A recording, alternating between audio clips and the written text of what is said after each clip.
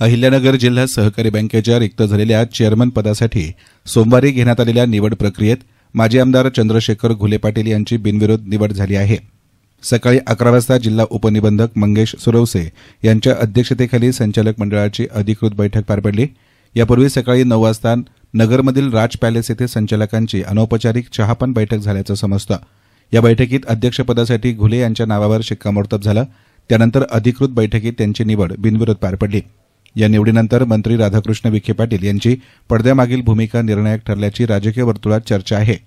घुले हे कोपरगावचे आमदार आशुतोष काळे यांचे सासरे असल्यानं काळे विखे यांच्यातील सध्याचे राजकीय समन्वय देखील या निवडीच्या पार्श्वभूमीवर महत्त्वाचा घटक ठरल्याचं मानलं जात आहे।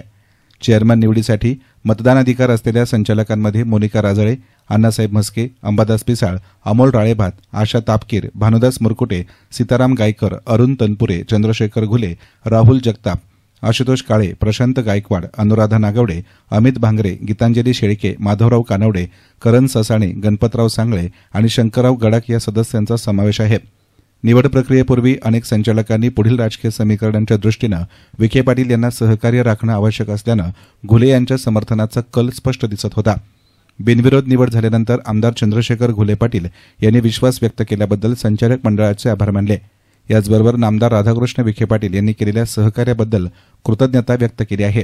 आगामी जिल्हा परिषद पंचायत समितींच्या निवडणुकीच्या पार्श्वभूमीवर विखे पाटलांचा हा नवा मास्टर स्ट्रोक जिल्ह्याच्या राजकारणामध्ये चर्चेचा विषय बनलाय।